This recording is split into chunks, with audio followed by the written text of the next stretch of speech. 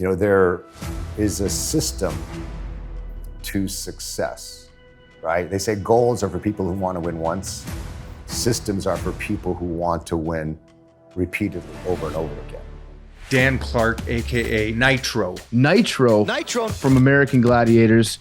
He's a former pro football player, American Gladiator, best-selling author, producer of Netflix's Muscles and Mayhem. President of Gladiator Events and the creator of Gladiator Rockin' Fun. But one athlete who was adored as a TV god of physical challenges and competition has really come clean with a lot of dirty details about his 20 years of addiction to steroids. He had a heart attack and almost died.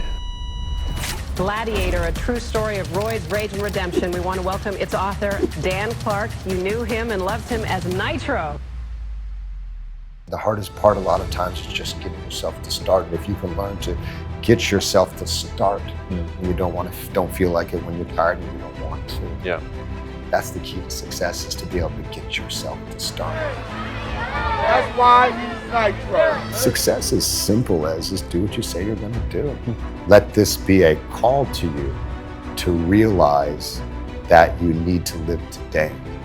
That don't be a someday guy or girl.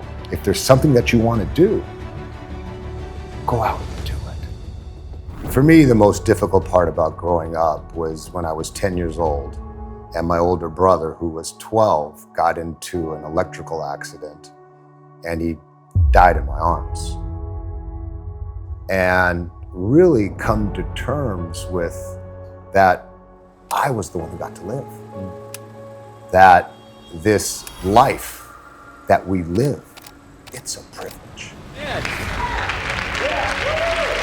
Nitro eliminates John Shuns. Maybe the reason I'm driven is because I was living for two. A look at Nitro ascending the platform for Hang Tough.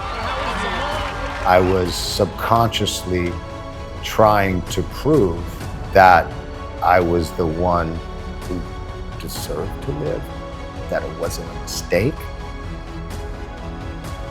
Here's the thing I uncovered in therapy. Dan, you've had a life of highs and a life of lows as well. I understand your childhood played a big part of that. What were the most difficult parts about growing up, leading up to American Gladiator? So my older brother, he was my hero. He was the better athlete. He was the tall one. He was the strong one. He was the handsome one. And, when he died, I felt, really alone in the world because I was so happy in his shadow. I was comfortable there.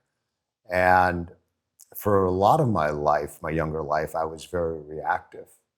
And it was really about trying to find where I belonged. For so long, I was under him, and he was my guide. So I really had to step out from that experience and find my voice and really come to terms with that I was the one who got to live. That this life that we live, it's a privilege. My older brother did not get that privilege. And when I really started to take that in, I felt this tremendous urge to do something with my life, to do something that mattered, to matter. My biggest fear is to not matter. My biggest fear is to be ordinary. I got this chance to live. He didn't. So it's my duty, it's my obligation, it's my purpose to do something with this time that I have. Yeah. Do you think your life would have been a lot different had he not died? If my brother hadn't died, I don't know how my life would be different. I don't waste time thinking about that because it's something I can't change. Right. It's something that in my teens, I pretend like didn't happen. I didn't want to emotionally deal with it. Okay. I didn't have parents who were like, hey, you lost your brother. it's going to be hard, and we're going to be with you, and you're going to be okay. I didn't have one conversation with my parents, saying, hey, Dan, I'm sorry you lost your brother. My mother's Japanese, love her to death, but it's not an emotional culture. So I had to figure it out by myself. And I figured it out from books. Tony Robbins. Okay. Oh, Tony Robbins. Tony Robbins at 14 years old, Unlimited Power, changed my life. Yeah. I really learned then that you can first have success in your mind that you can visualize, even if you've never been successful. See, what I wanted to do was I wanted to play sports. But the first sport they put me in was boxing. And I remember I went out there in that first boxing match. I must have been like 11 years old or something. I went out there, it was at the county fair, and there's boxing. And the kid like headbutted me, and my lips started to bleed, and I started to cry. Done. Then it was baseball. They wanted to say, let's try baseball. First time I go out there, practice, they hit a pop fly to me. I'm like, I got it. The ball goes, boom, hits me in the head. I started to cry. So then I said, okay, football. The reason I chose football was because you had all these pads, but you had this helmet too. And with the helmet, I figured there was a place for me to hide because I wasn't ready to be seen. Okay. So in football, you have to understand too that in the younger Pop Warner, when you're younger, you have to make weight in the league. At a certain age is a certain weight. Well, I was fat, I was overweight, I couldn't make weight. So instead of hiding, I was spotlighted on the sideline with the other fat kids, with my jersey up to here, my little belly hanging out. I was highlighted as kids who were too fat to play. Wow. And that really burned. How old were you around then? 11 or 12. Okay, young, yeah. And that burned inside of me. And I never had any success in sports until I first had them in my mind. I learned to do creative visualization, visualizing things that hadn't happened yet, but that I wanted to happen. Okay. And I saw myself on the football field, making the play, and I made it very sensorially aware. I was sacking the quarterback. I could smell the grass. I could look over and see my parents cheering. And I kept doing this work over and over again. And eventually my body caught up, and I started to become a good football player. Okay.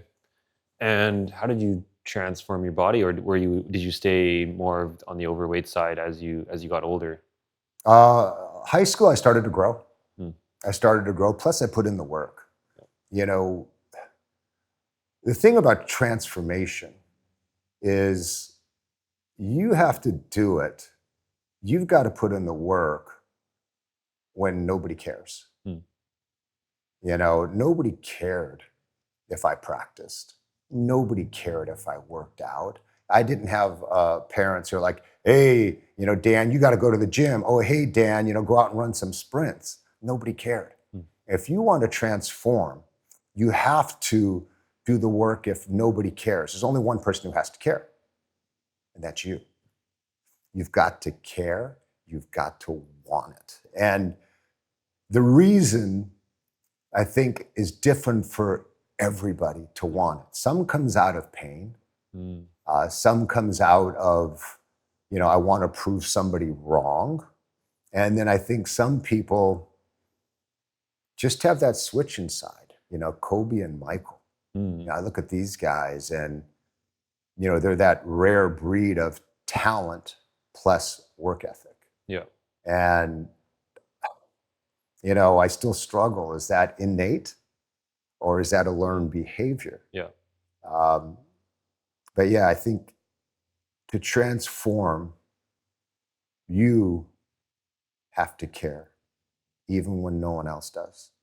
Because if you don't care, and if you're not willing to pay the piper, if you're not willing to put in the work, you're never going to change. Yeah. And yeah, it comes from within, and it comes from who you're surrounded with as well, right? But it's interesting that it didn't come from your parents, because so many people, it comes from their parents when they were young. I think most great athletes in my generation and the generations after me, it didn't come from their parents. Interesting. I think it comes from a need to be seen, Yeah. a need to matter, Yeah. a need to realize your potential. Now, you know, with LeBron James and his son, you know, Peyton Manning, his father was a great football player, their sons, I think it's more. But I think when everything is given to you, when you don't have any hurt inside, when you have every desire, everything you want, it's really hard to have a burning passion. Yep. I mean, it's hard because you've got everything. You don't have that. Like, look, my biggest fear is being ordinary. And that drives me. Okay. Everything I do. Yeah. I picked up a new sport recently, and it's pickleball. I know, laugh as you may, you know, but, and there's been guys playing racket sports for years, 20, 25 years. I know I will not have that experience, but what I know I can outdo is I can outwork them. Yeah.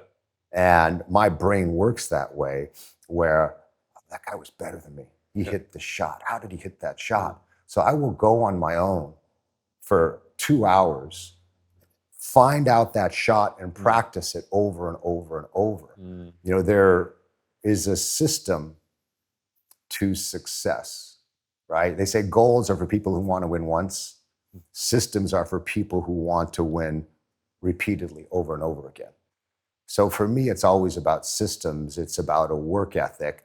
It's about going to do things that other people won't to get what you want. Yep. Yeah, I really believe in that. Even myself in my personal life, outworking others has been a huge mindset that I've had right from university days. And I remember entering university and getting terrible grades the first few years and just wondering, was everyone just smarter than me? In a way, they were, but it was because they had worked harder than me in previous years.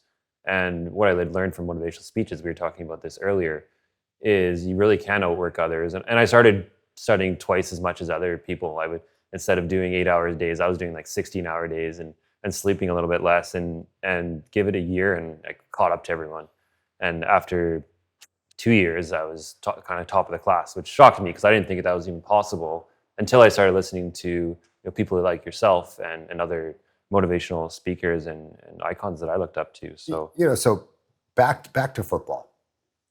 My freshman year in high school, I was so bad at football that my high school had 2 teams. Their freshman team had an A team and a B team. I was on the B team, which was the worst out of the 2, and I still wasn't playing. Right. 7 games into the season, I quit the team. I said, look, I'm not playing. Nobody cares. Right. My mom doesn't care. So I just went home one day and I just told my mom and my stepfather, said I quit the team. They're like, oh, okay. And that spring, I met a guy who was a hypnotherapist. He was renting space at my dad's office at nighttime. My dad had the office during the day. At night, this hypnotherapist was renting space there.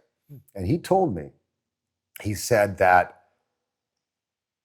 vividly imagined experiences, your brain can't tell the difference than a real experience. And that's how I first got into seeing my success. So I did a few hypnotherapy sessions with him.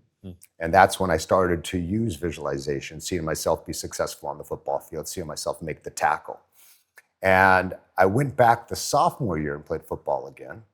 And the only thing I did different was I did the visualization daily as part of my routine.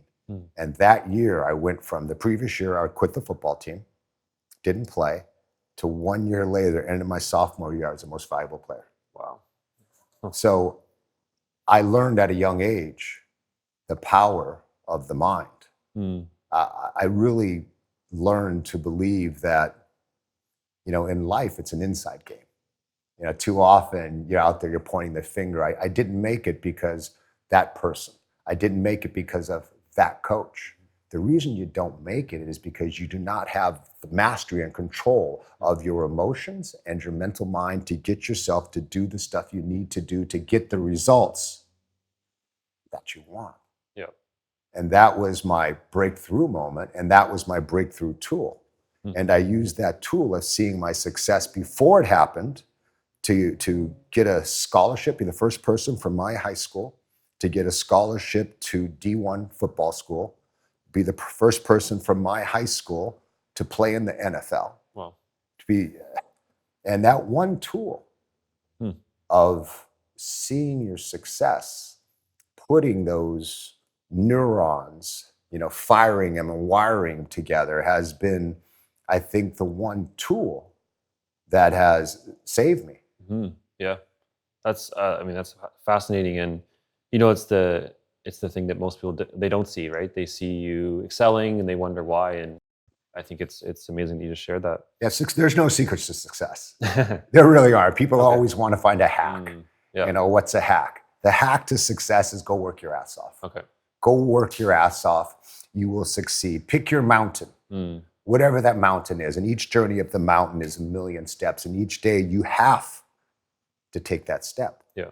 Each day you take that step. You look up at the mountain, you say, that's where I want to go. And then each next day you take your step over and over and over again. It's, I find that consistency is the key. Yeah. And consistency doesn't always guarantee success, right? But if you're inconsistent, if you don't take those steps, you'll never be successful. Yeah. And that applies to every area of your life, right? Working out, obviously a huge example. Success, football, apply to anything, right? Yeah. People say to me, oh, it's easy for you. You love to work out. You're in great shape. You love it. It's easy for you. I laugh. No, I don't love it. I love the results. I don't love the work. Yeah. I don't love when my knees hurt, my elbows hurt, my shoulders hurt, my body's tired. I don't like getting up and going to the gym. I don't like it. It's not fun, but I love the results. Yeah. And I've learned to put the effort in. I've learned to do things when I'm tired, when I don't feel like it, when I don't want to. When you can learn to do things when you don't want to, when you don't feel like it, when you're tired, when you can learn to push yourself to do them, that's when the world opens up to you. That's when success knocks at your door. But if you can't, you'll never succeed, because I guarantee you there is some guy out there who's working when he's tired, who's working when he doesn't feel like it, who's working when he doesn't want to. And he's going to outwork you. He's going to have the success that you want. See, people say they want success, but they're not willing to do the work to have the success. Yeah. Every morning, consistently, right? What advice would you give yourself, and do you think you would have listened to it? The advice I would give to my 20-year-old self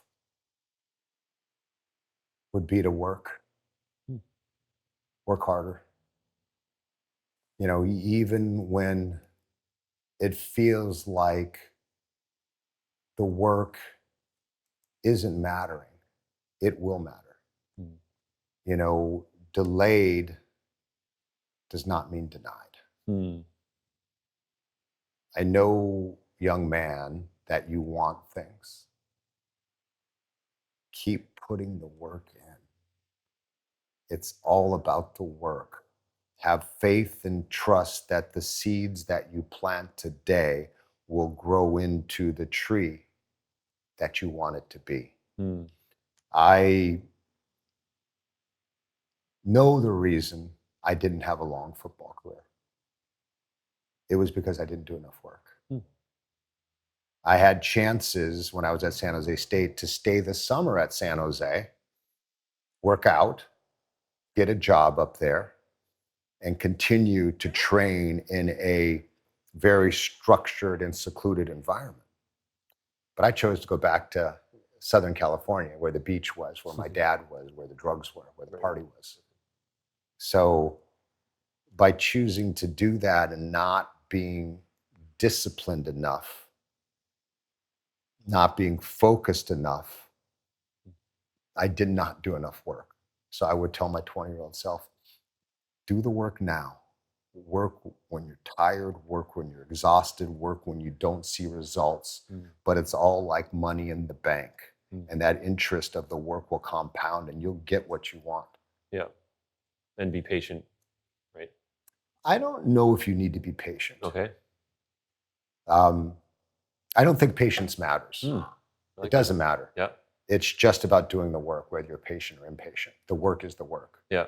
It's doesn't reflect. It'll compound. You have to wait for it. Yeah, but it has. If you're patient or not patient, it doesn't matter. Yeah. You still have to do the work. Interesting. So someone who does the work who's impatient is going to get the same results as someone who does the work who's patient. Yeah. If they do the same amount of work. Yeah. Impatience or patience isn't, to me, isn't relevant. Yeah, good to know. It's just, it's just, there is no secret. Yeah. Everyone, like I said, everyone's looking for a secret. I would have told myself that. Everyone's looking for a secret, for a shortcut. There are no secrets. Yeah. Just wake up every day and you do the damn work. And it's gonna suck. You're not gonna like it some days.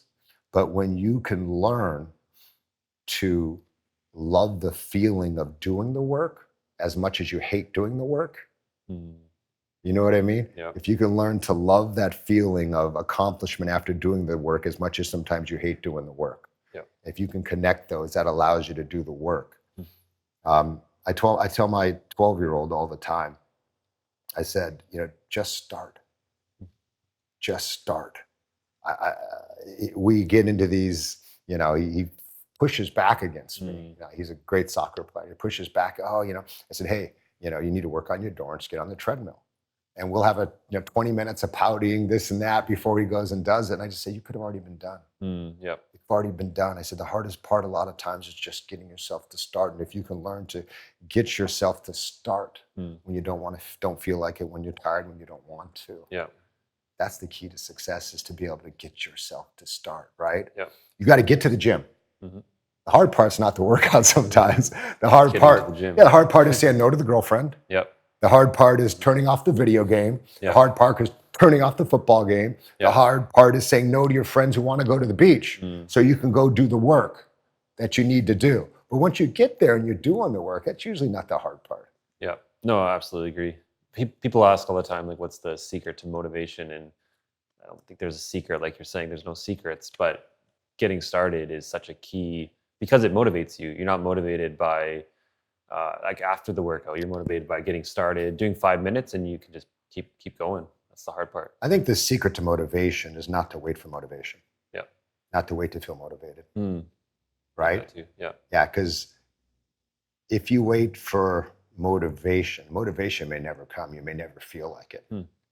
Right? Yeah, absolutely. Yeah. So I find that once you do it and you get that feeling of self-esteem, you're proud of yourself. You feel good about yourself for doing it. You see some result, then that's where the motivation comes for. I think people get lost when they're waiting to feel motivated. I think people get lost when they're like, well, if it's my purpose and I'm doing what I'm supposed to be doing, I'm going to want to feel like doing it all the time. Yeah. I talk to a lot of younger guys and girls. They say, well, it must not be my purpose because I don't feel like it. I'm supposed to love it all the time. No. Even if it's your purpose, there's going to be times that you're going to have to grind. There's going to be times when you're going to want to do something else, so many times where you have to have enough discipline to go and do it. Not discipline where, I'm going to be so hard on myself. But actually, it's the contrary, where discipline, where you love and care about yourself enough to follow through. Yeah. If you can just do one thing, right? If you could just do what you say you're going to do. Yeah. If you can do that one simple thing, right, Joel? Do what you say you're going to do. You're going to be 100% better. I think right? most people get stuck there. Yeah, you just, this week what I'm going to do? I'm going to get up every morning at, 6:30 and I'm going to work out. You know what I'm going to do this week? I'm going to start to, eat better. Let's do this after work, after school, every day after work. I'm going to make, 10 phone calls.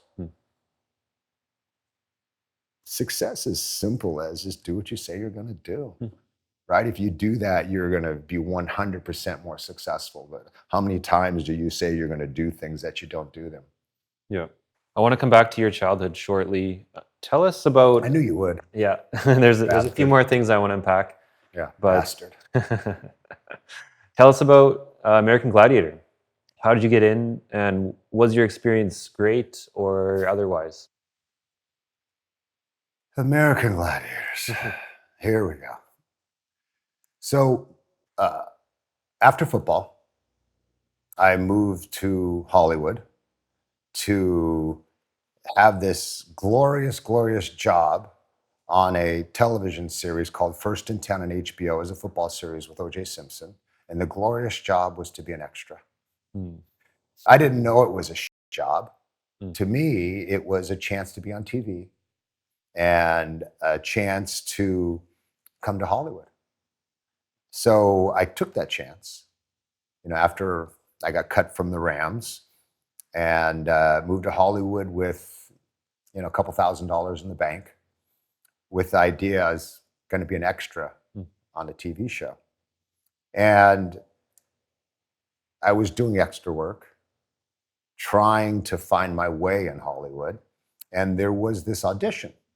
Okay. And I had no acting experience. So I said, maybe that's something I could do. Maybe that's a place I fit in. So I went to this audition, and they had all these actors trying to be athletes. I was an athlete. There you go. Yeah. So it was easy for me. They were, you're running through tires and doing all this stuff, but we had no idea what the show was. There wasn't even a name. Yeah. And after the audition was over, I did the athletic part pretty well. After the audition was over, the producers asked me to stay.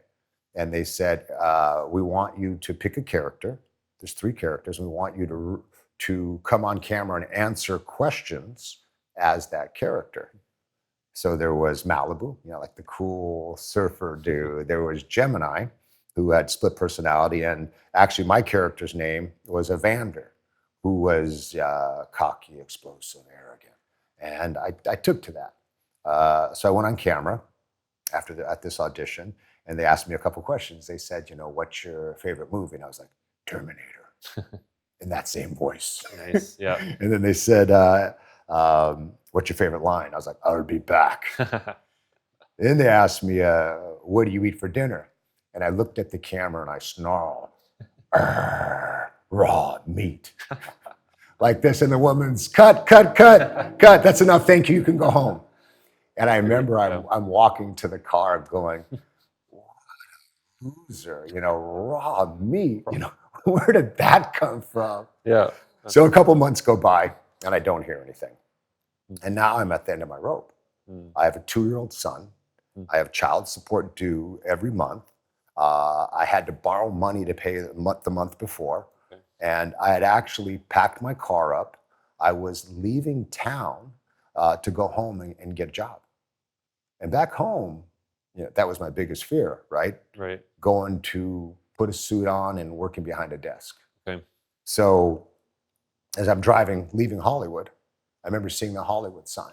And when I came to Hollywood 8 months before, I remember stopping at the Hollywood sign, getting out of my car and going, Hollywood, here I come, King Kong, I'm taking over Hollywood. 8 months later, I drive by that sign and I flipped the sign off, F you Hollywood, and I was mad and I drove off. Yeah. And as I'm driving down the freeway, my pager goes off. Back then we had this mode of communication called a little pager. Bzz, bzz, bzz. It goes off and I throw it across the car and it keeps buzzing. And finally, I reach in the car in the freeway and I grab it and I look and it's my agent. Okay, so I pull off the highway and I go to a payphone.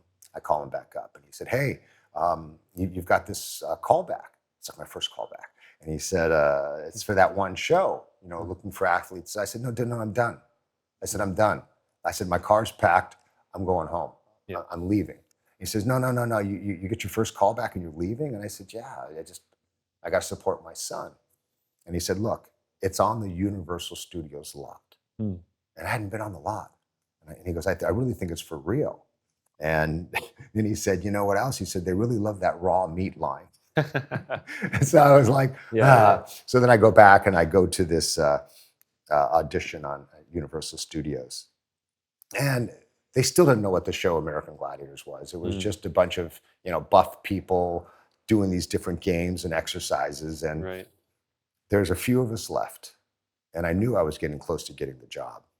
Then they said, okay, the last test of the day is breakthrough and conquer, where they gave someone a football on the concrete and they had to run the football by you. The people who were testing the games were these college kids from the Cal State Northridge. And I don't think they had any idea what they're up against. So they put this kid across from me. He must have been 150 pounds soaking wet. They put him across from me and they say, hey, you've got to run the football by that guy.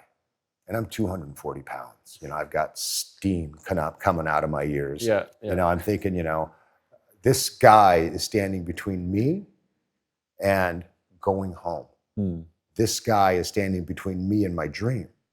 So that guy comes running at me, and I got down in my football stance, and he comes, I said, bam, I pick him up, bam, slam him onto the concrete. His head hits the concrete. I hear this crack. The ball goes flying, and the guy's out cold. Ouch.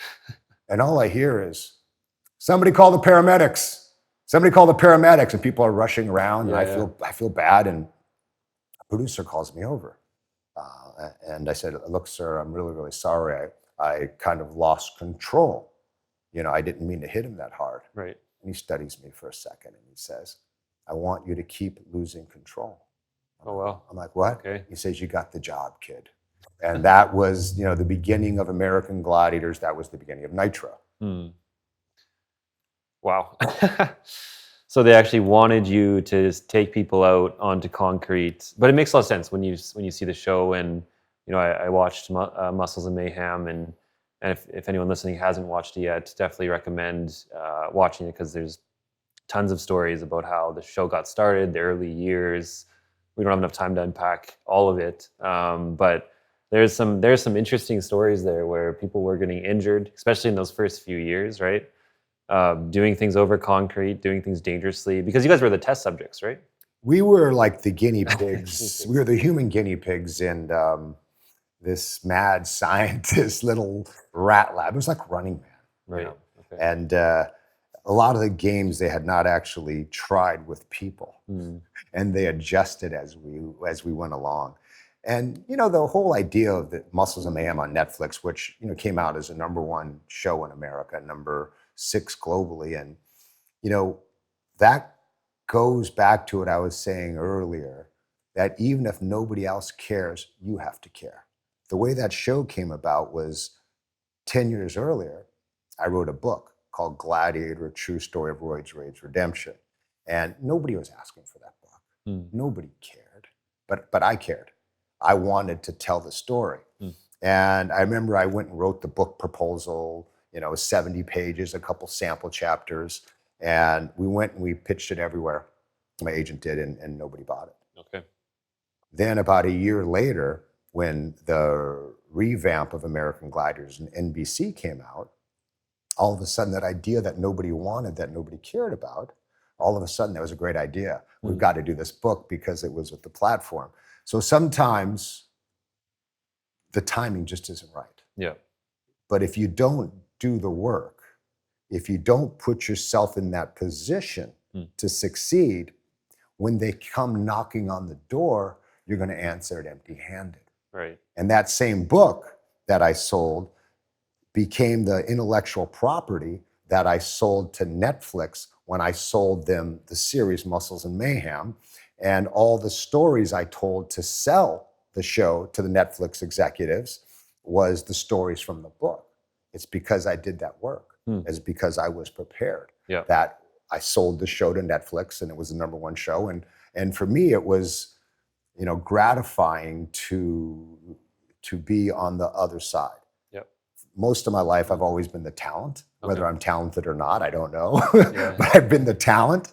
And it was interesting to now be the producer, where instead of an agent or manager speaking for me to the executives, I'm in the room speaking for myself, my ideas, my thoughts, my beliefs to them directly. So it was fun, it was interesting, and I'm always looking how to expand what I know and who I am and what I can do and what I can be. Yeah. Yeah, I think that's awesome. And, you get lucky in life, but you only get lucky in life if you try things. You can't get lucky if you don't even give it a shot, right? So great timing with the book. And the title of your book, Gladiator, A True Story of Roids, Rage and Redemption, obviously has some big words in there. So my question on... Those are all the big words, I know. No, I mean, it's not what I would have thought we would have put after the word gladiator, but it really caught my eye, and I opened it up for that a long time ago for that reason as well. So Gladiator, A True Story of Roids, Rage, Redemption. The whole idea was that it would be the idea of one person's personal journey more than it would be an expose about a TV show. Yep.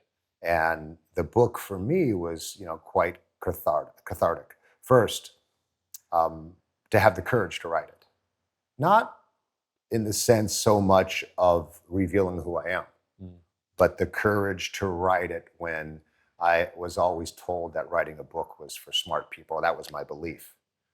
It was for smart people. Smart people write books. The guys and, with the glasses and the smoking pipe and, those are the guys, the professors, those are the guys who write books. Yep. Guys like you, who are athletes who speak with their fists and their body, you're not supposed to write a book. So for me, I was proud of myself to have the courage to go do that. And it wasn't easy. So that was one part of the journey. Then the second part of the journey was to take a cathartic journey and make it be more about, I used to wear spandex on TV. What can I tell about the human condition that may connect with another person who is going or in similar circumstances? So again, I was this little kid who had lost his older brother, who had died in his arms, and I was trying to find my place in the world. And I got good at sports, so that was where sports were the first place, where I learned to feel good about myself. Mm-hmm. Yep. When I was in 10th grade, the first time a coach, slapped me on the back and he said, "Clark, good job." That was the first compliment I'd ever had, 10th grade. And that, when he did that, man, I just my chest blew up, my body blew up, and I just felt this light on me. And I knew I wanted to keep feeling that light.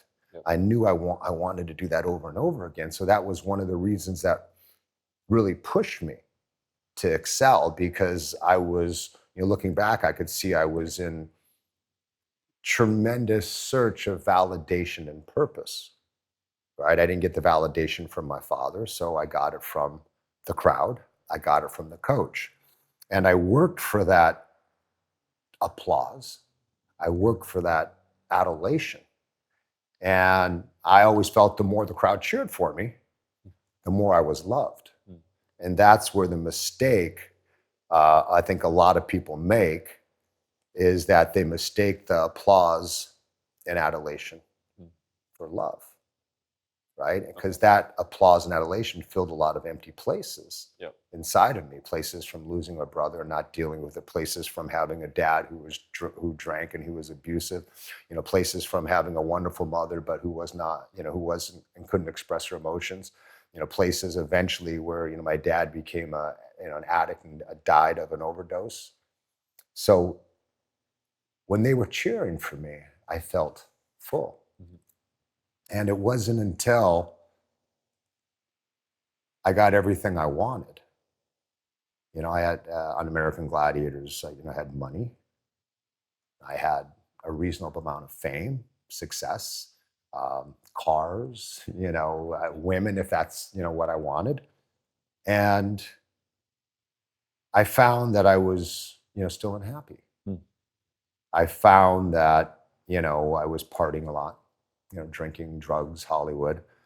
And then I started to wake up in the mornings after a long night of partying, on the ground, spit dribbling out of my mouth, and I was weeping. And I was like, this doesn't make sense. I have more than I ever thought I would have. And yet it feels like nothing. And that happened 2 or 3 times, where I just woke up on the floor, high out of my mind the next morning, spit dribbling out of my mouth, just crying. And then one day, in that time period, I remember I was just driving around Hollywood and I just started to weep for no reason at all. And I just said, something's wrong. Mm-hmm. You know, I've got everything, but it's not feeling, something's off. So that's when I raised my hand and I said, I need to get help. You know, I need to speak to somebody to, you know, fix whatever isn't right inside. And it was a hard thing to do, you know, as a big, strong, you know, kind of a muscular guy, a masculine guy, a jock, to say, hey, this shit is bigger than me. Right. I don't understand it. I can't figure out, I can't fix it. I have to go get some help. And, you know, I started therapy, and the funny thing is, I started with, there's a woman I went to see. I felt it was safer, you know, because to express my emotions in front of a man at that time, you know, 25, 26 years old, I felt so weak, Okay. you know, because I was always taught that, you know, men do not express emotion, men do not cry. I got that notion in my mind, you know, so my parents were divorced when I was 5 years old. And my father got custody of my older brother and I, and my mom got custody of my sister. And so my father took me and my brother away from my mother to go live in a different state. And I remember when we're getting on the airplane and I'm looking out the tarmac and I can see my mom crying and waving to me, and I'm just crying, you know, because they're taking me from my mom. I'm inconsolable. There's just, the tears are just pouring out of my eyes. I'm, Mom, Mom, Mom. And there was a guy behind me, and he said, you know, look, he said, you know, big boys don't cry. And he said, flex your muscle. And I'm 5 now, I flex your muscle. So I'm like, what? Why did you flex your muscle? So I look and I go, and I flex, and this little tiny bud of a muscle pops up, and he goes, you got a muscle. And he says, you're a big boy, and big boys don't cry. Wow. I'm 5 years old, and I just kind of wipe my tears and pull back my sniffles. Okay. And I remembered that lesson, that big boys don't cry. So even when my brother died when I was 10, he was 12, I didn't cry. Wow. Because big boys don't cry. So for me to go in front of a man and say, I can't handle my shit, and, you know, break down emotionally or do whatever it took, I couldn't do it. So I went and saw a female therapist, and I walked in the therapist, and I'm sitting with the therapist, and I just tell her things I've never told anybody. You know, there was a lot of shame about stuff. And I remember I just wept. Came back in the second time, just wept. Third time, wept. And then I said, okay, I'm done, I'm healed. I thought it was good, you know. But then I realized that it was a gradual, you know, process. And, you know, I've been in, you know, therapy off and on, you know, my entire life, including now. Yeah. And I think, you know, I think that's one of the things that saved me. But what I think I really learned through the process of that was I've learned that big boys don't cry, but men do. Okay. I like that. And that's the difference. To be a man today, you know, it's a lot more challenging, you know, because the female partner now wants you not only to be strong, but not too strong, to be firm, but not to be bossy and controlling, to be a good dad and guide the kid, but not too hard on him. Yeah. And not only do you have to go, you know, make a living and hold up, you know, the household or your end of the part, but you also now have to come home and take care of the kid when you get home from work, you know, and then you have to, instead of just being, you know, the partner, you know, romantic partner, you have to be the best friend. You have to be emotionally available, and you have to listen. So, you know, being a man in today's society, I think is, you know, it's a lot more difficult than it used to be. Okay. Yeah. Right? Because we're men, we're providers, we're leaders, but we're also best friends to our partners. You know, we're confidence and it's a lot. And so therapy sounds like it, you know, was a great move for you, especially with so many things going on in your life that were, in my opinion, quite wild. Here's the thing I uncovered in therapy. therapy was a chance to lift up the hood of the car and see what makes it run. Yep. And in therapy, I think the biggest thing I understood was that it was okay that I was the one who lived instead of my brother. Yeah. Right? And it's called survivor's guilt. Because my brother was the bigger, stronger, faster, the better one. Yeah. And when he died, I was 10, my brother was 12. I remember just, crying and punching my fists against the wall and just saying, God, take me. Take me, not him. Yeah. Because I thought he was the one who deserved to live. Yeah. So understanding that maybe the reason I'm driven is because I was living for two. I was subconsciously trying to prove that I was the one who deserved to live, or that it was okay to live, that it wasn't a mistake. Yeah. And I figured if I could be great at something, if I could be seen, if I could matter, if I could do amazing things, then that made it okay that I was the one who survived. Yeah, I mean, definitely something, especially without having great parents in your life. I mean, therapy can be so powerful at any age. And so, yeah, I'm so happy that you started that. You talk openly about steroids in the documentary, also in your book. Most people don't. Why do you think that is?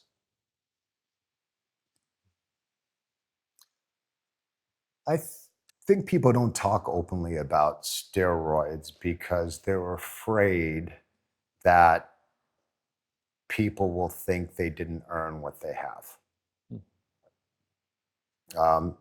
When I first started steroids, I was 18 years old, 1982.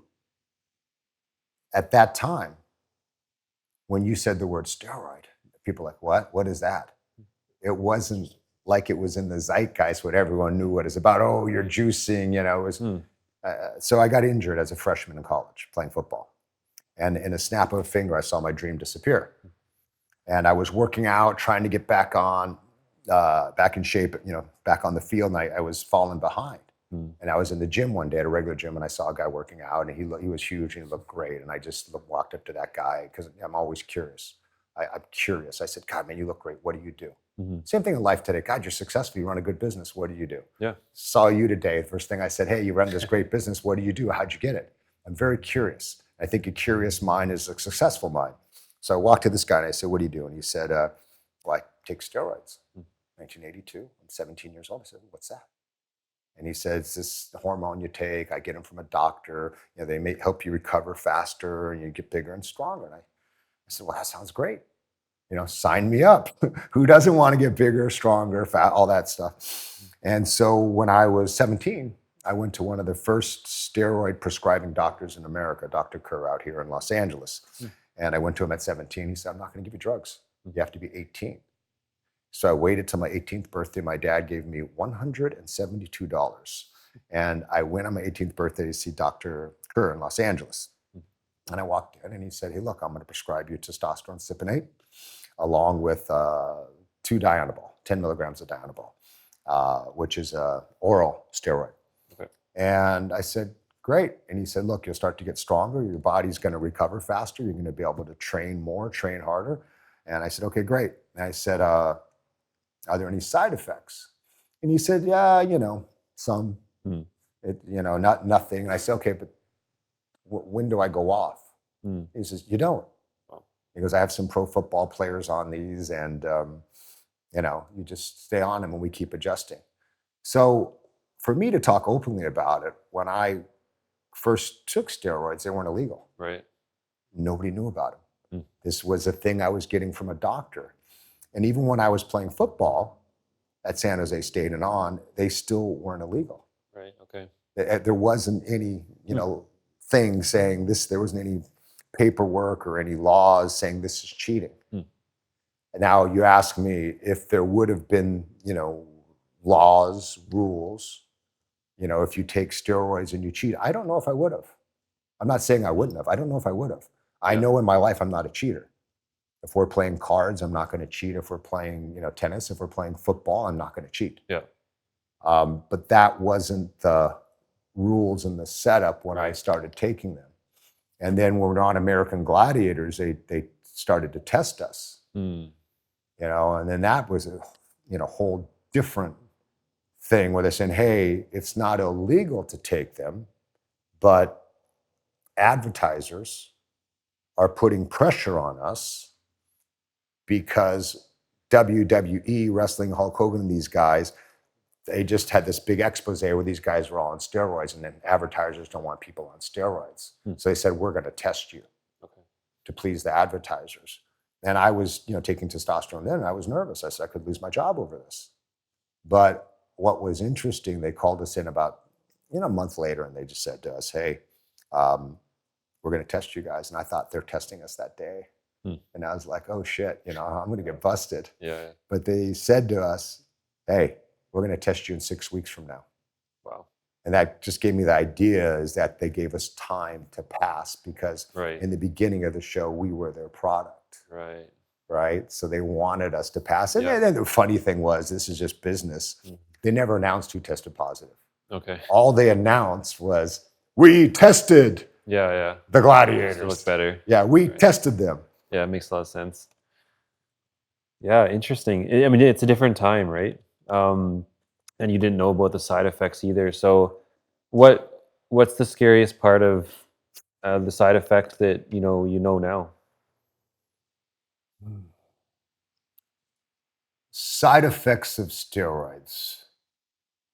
I think when you initially take them, they give you a capacity to work out so much harder because you recover so much faster.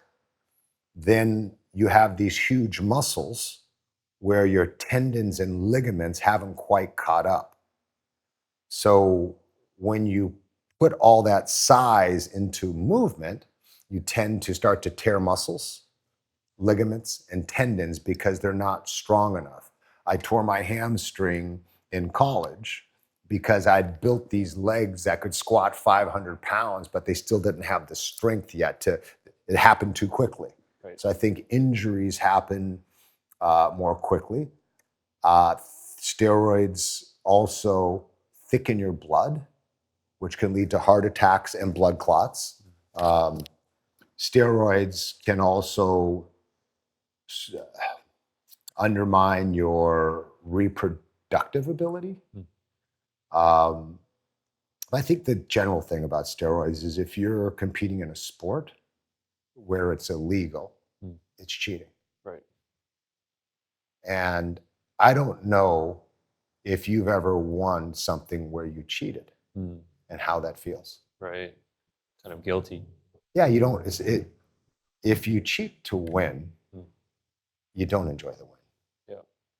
Right? Even if it's a cards, with your friends, if you're cheating, it just does not feel as good to win. And now that there's a governing body of drugs that says steroids is cheating, I can't imagine that it feels great to win.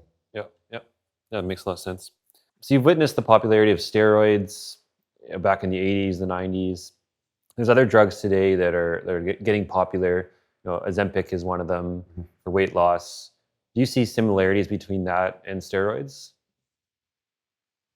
I don't know if I see similarities. I just know if you're taking something to get a result, what happens when you stop taking it?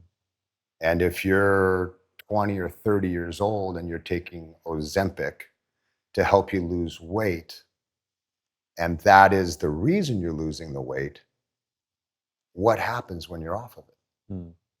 That's the question. Now, the right question should be is is there a way for me to get those same results without taking the Ozempic? And look, people make losing weight and being at a healthy body weight seem so difficult. But it's really simple. You take in less than you burn, right? It's an intake output. If you're taking in less calories than you're burning, you're going to lose weight.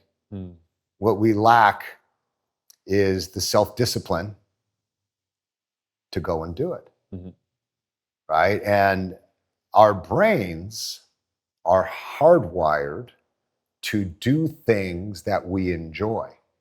When you eat a certain food, we've been hardwired to get a dopamine hit. Oh, good, you eat, dopamine feels good. Why did we get that dopamine hit? Because so we could go out and hunt again. Our ancestors. If food didn't set off a dopamine surge, we wouldn't go hunt. We would sit there and die and starve. So they had to make it feel good. So we're hardwired when we get that food to get a dopamine hit. Yep. Now we don't have to go hunt for our food. It's there in boxes and stacks and truckloads. And people haven't figured out that, oh, it's going to feel good when I'm eating. Oh, I should stop. It's bigger than just saying, I'm not going to do that. Everything to me comes down to plans. Okay. Right? You have to have a system. Yep. Right? You have to have a plan. And the three most important things of a plan is when, where, and for how long. Right? So I'm going to eat this for breakfast. I'm going to eat it where at my house. And then it's how long am I going to follow this process, right? To get the result that I want. For me, I look at food as sustenance, right? And I'm always aware of calories in, calories out. And I can just tell, like a thermostat, oh, my pants are getting a little bit tight in the waist, right? Oh, okay, I have to stop as many calories in that go out. So calories in, calories out is big for you. And when it comes to gaining muscle, so you can be fit without enhancements, but you can be a lot more fit if you take enhancements, testosterone, is popular these days, HGH supplements, things like that. Do you recommend people to take those kind of boosters and to add those to their plans? I think the question you have to ask yourself before you take steroids or any type of enhancement is you have to ask yourself a basic question is, why am I doing it?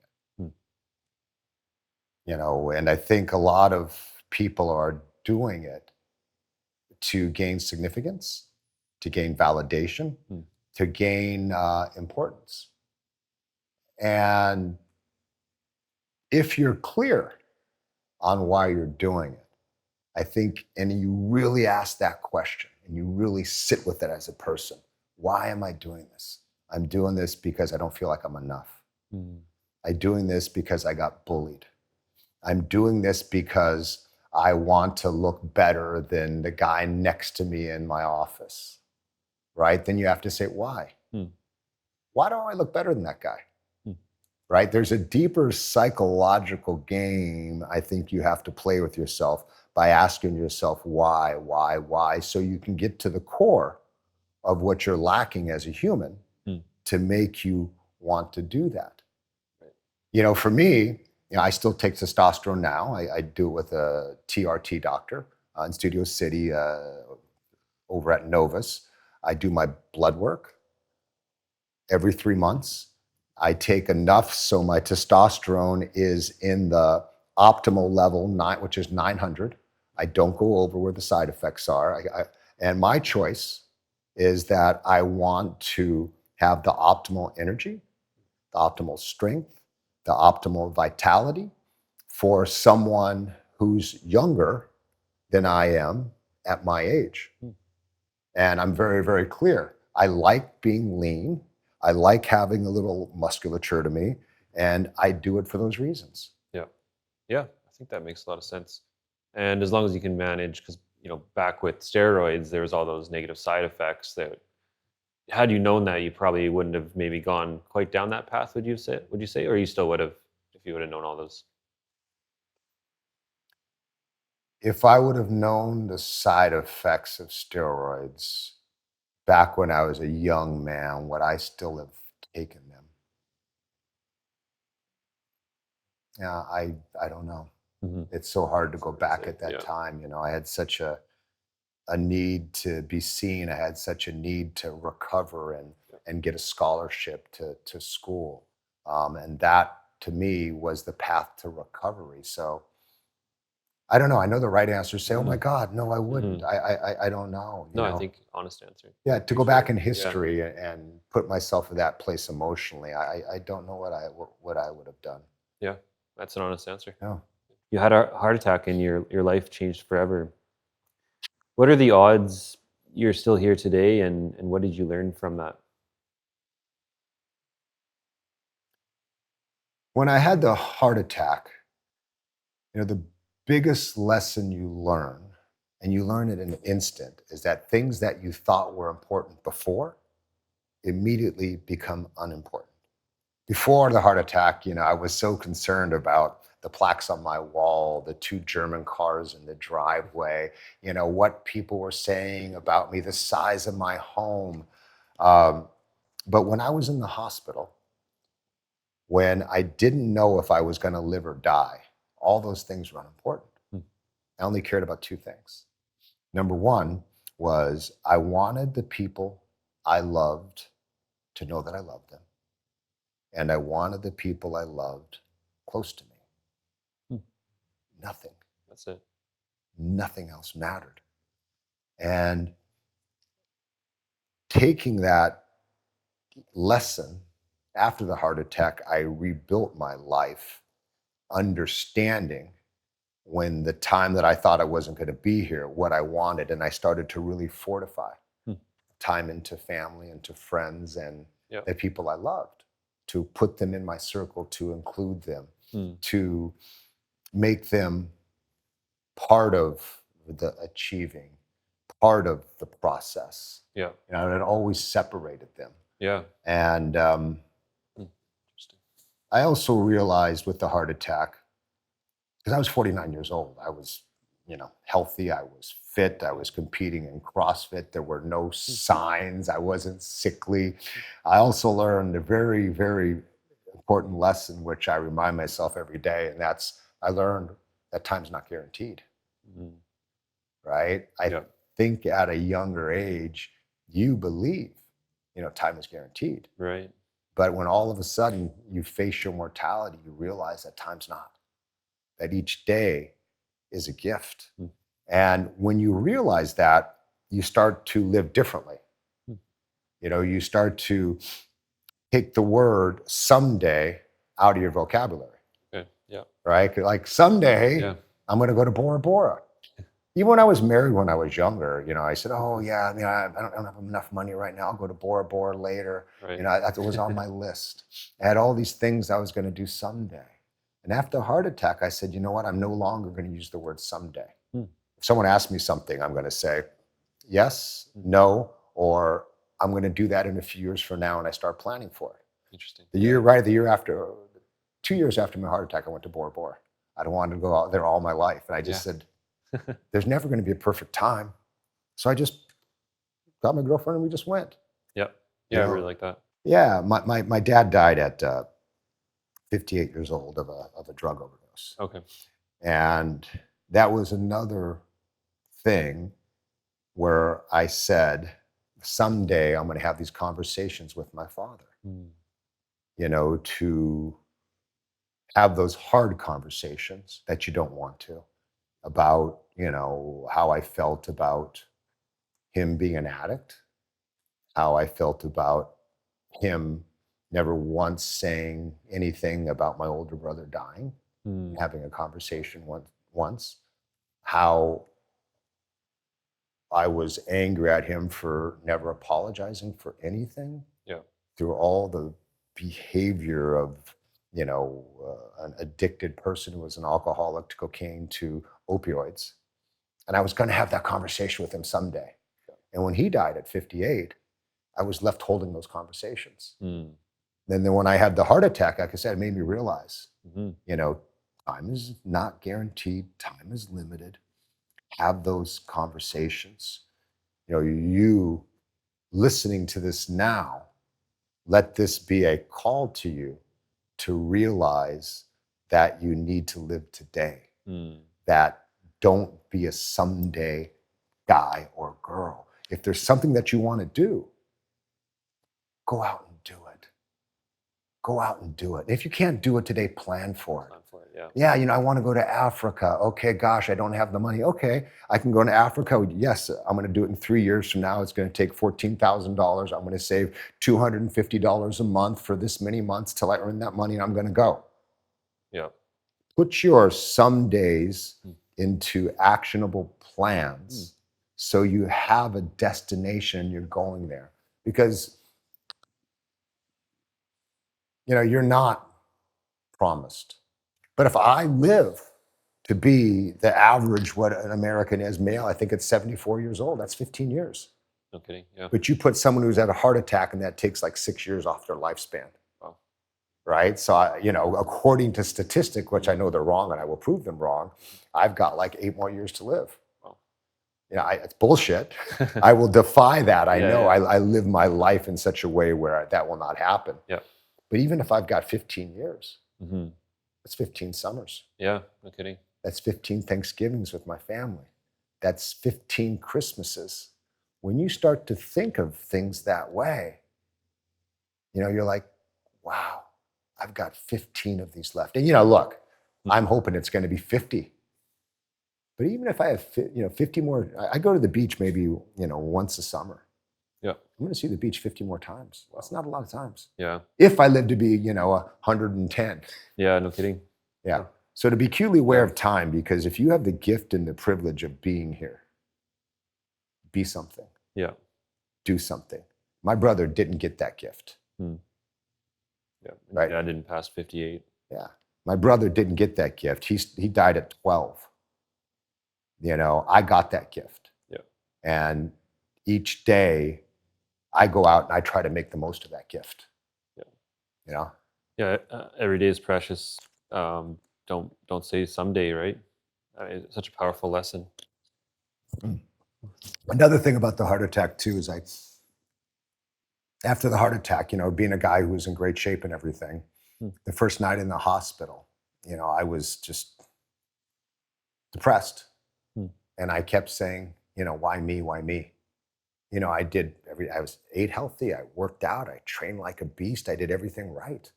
Yes, I took steroids when I was younger. You know, Were you off them at that point? Yes. Or? Yeah. Yeah, I was off of them. And, you know, I asked the doctor, and he said, no. He said, you have a family history.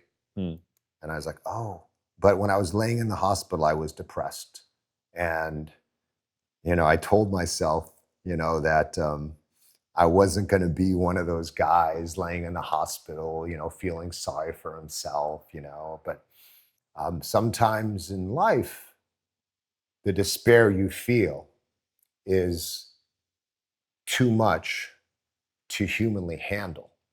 And it expresses itself, the grief, through tears. So I was laying in the hospital and I was just weeping. And I wept and wept until there were no more tears. And again, it was that thought of why me, why me?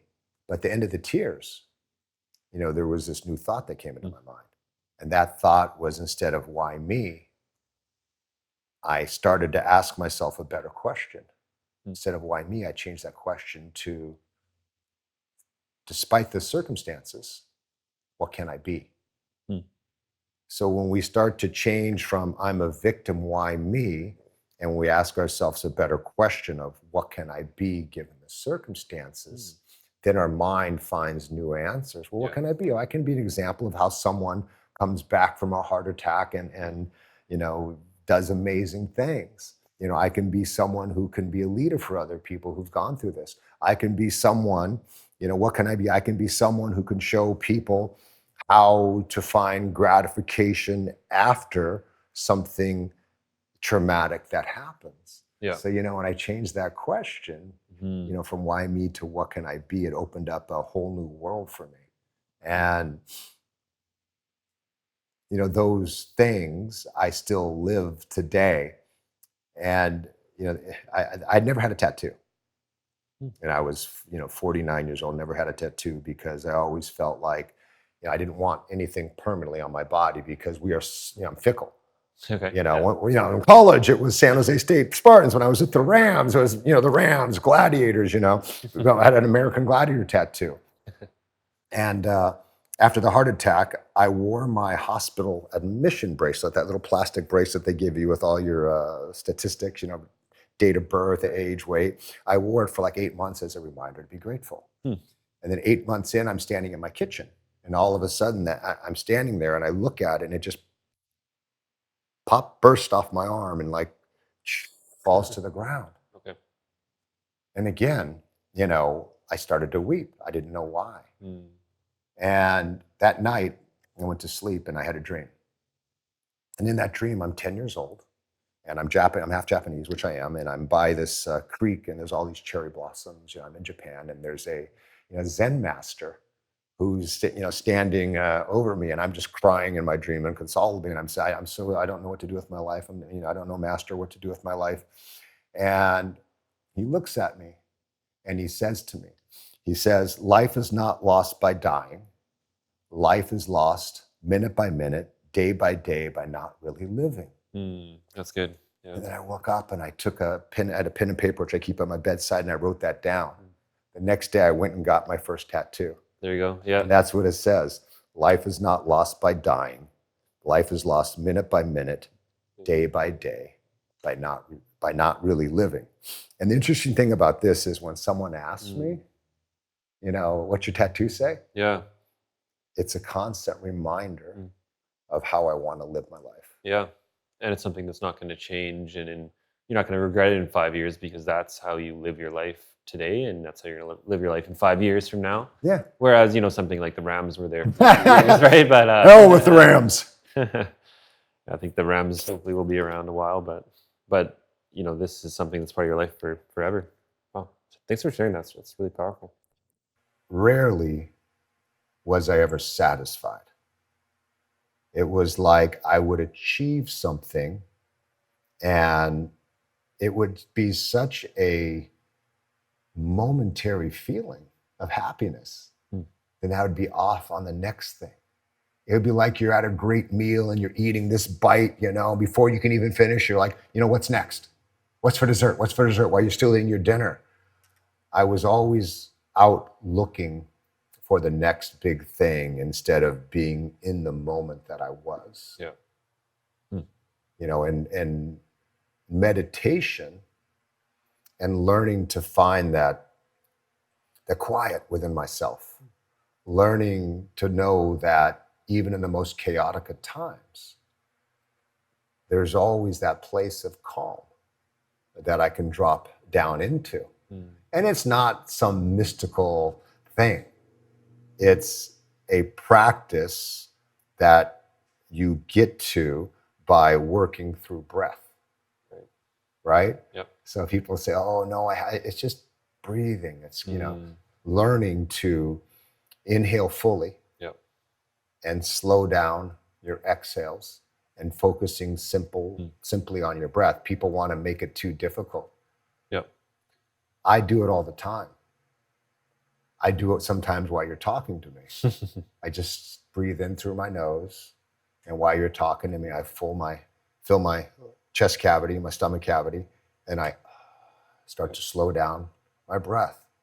And that changes the physical and chemical reactions in your body, right? You go from your sympathetic nervous system to your parasympathetic nervous system. Yep. And you start to slow your body down. You start to release the adrenaline, stop the input of adrenaline. You know, funny thing was, after the heart attack, I got a panic attack. And I was on a plane about a year after. And I heard about panic attacks, and I always thought they were for weak people.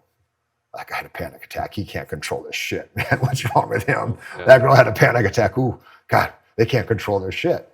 And I was on the plane, And we were taking off, and I was just reading this magazine. It was like a 3-hour flight, and I was reading a magazine about surfing. I put it down, and I'm sitting there.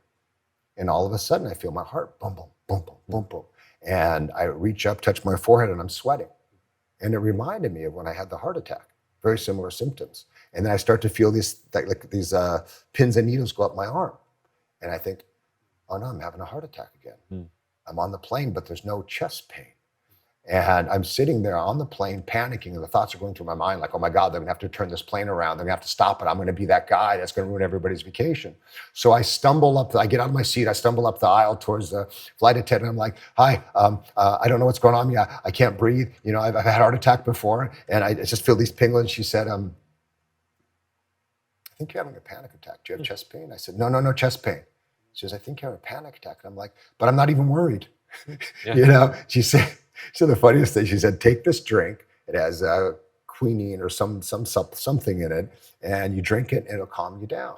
So I went back to my seat, and I'm like, and I drink it, and about 15 or 20 minutes later, it was gone. Wow.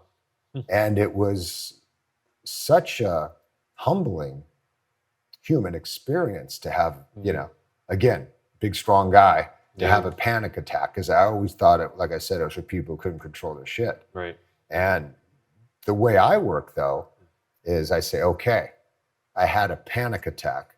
I want to know everything about panic attacks. I want to know who's had panic attacks, who's overcome them. How do you overcome them? What causes them? What do you do? So I bought 3 books. I started reading about panic attacks, and you know, curiosity. Curiosity to me leads to, you know, all the most successful people I know are curious people. Right? Oh, how'd you do that? Why'd you do that? How'd you get this result? Right? You're curious. And so literally I read a bunch of books about it. I talked to my therapist about it. And I realized that it was just a chemical reaction in the body to a what if fear. And the interesting thing, though, was I always thought that panic attack would have to come from nervous or worried thoughts. Oh, I'm worried about, you know, that my taxes. I'm worried about this person. I'm worried about my job. I may get fired. How am I going to pay my bills? And this is kind of a deep dive. What they don't teach you is that your amygdala, the thing that senses danger in your brain, has a memory that's below our conscious mind. Wow. Right? So there was a guy, I read about this. There was a guy who had PTSD, former veteran. He was in Vietnam, and he hadn't had a panic attack in like 25 years. He had him when he was younger, after Vietnam. And he was home, and then one day he just started getting them. And he couldn't figure out why, and he went and saw his therapist, this and this. And finally, you know, they started saying, what did you change? And his wife changed the soap in the bathroom. And the soap had the same smell as the soap he did when the soap in Vietnam did. Okay. So the amygdala has its own memory, again, that's below your conscious thoughts. So you may not be thinking worried thoughts, but it remembers and it triggers that, your fight or flight, to get you to run, to get you to move. But when you realize that it's a chemical reaction in your body, panic is, then you say, okay, how do I get rid of panic? So when a deer runs from a cheetah, it has that adrenaline, right? So it can move, it can run, and all the blood goes to the muscles so it can escape with its life. But it only does it for 2 minutes. Then what does it do after that? It breathes, it sits, and it shakes to let the adrenaline out of its body. Interesting. Yeah, so what I learned to do is when it happened, I learned to say, okay, it's a panic attack. I have a strong heart, I can handle this. This is just adrenaline going through my body. If I slow down my breathing, the breathing like I just talked about, like a box breathing, if I slow down my breathing and I train my mind to think about something, this adrenaline will pass through me, and especially if I move, it'll help process it. And after that, panic attack's done. Wow, that's fascinating. Where can people find you? Instagram, Dan Nitro Clark. Facebook, Dan Nitro Clark. Email, dan@dannitroclark.net. You can find my website there. And I don't have a social media manager. If you're kind enough to take the time out to reach out to me, normally I will take the time out to respond personally. That's amazing. Dan, what message do you want to leave everyone with listening today? I think it's in the words we've already talked about. There's no message. I get the message would be take in information. Yep, absolutely. You know what I mean? And to me, like I said, it's all an inside game. Right? It's a mind game. It's an inside game. When you win the inside game, you win at life. And I tell my 12-year-old that all the time at school. If someone says something to you like they mean to you, it doesn't mean anything. It only means what you let it mean to you. Okay. Oh, you look stupid. Okay, I look stupid. Or I hate your shoes, or I hate your shoes. Yeah. Okay, you hate my shoes. It doesn't mean anything to me. That's just your opinion. Yeah. When you can free yourself from people's opinions of you having any weight, you take control back of your life. Yeah. Right? And that's a hard thing to do. Right? Oh, God, that interview was terrible. Okay. Yeah, it's terrible. That's your opinion. Right. It doesn't affect how I feel. Yeah. Now, I'm not saying we can't learn and grow, right? But when you can really just free yourself from the weight of public opinion and the weight of your peers, right? And just be in that space of, this is what I'm doing. This is who I am. Yeah. This is the path I'm on. And thank you for that. Yeah. But it's not going to change the way I feel about me and myself and my journey. When just even saying that right now just makes me feel like I have so much freedom. Yeah. Right? Because you were always concerned about what they think. Right. You've got the gift of life. You have the privilege of being here. Do what you want. Have a dream. Go after that dream. Quit playing small. You were meant to do great things. And listening to these words, if you hear that small voice, piping up inside of you right now, that is your call to greatness.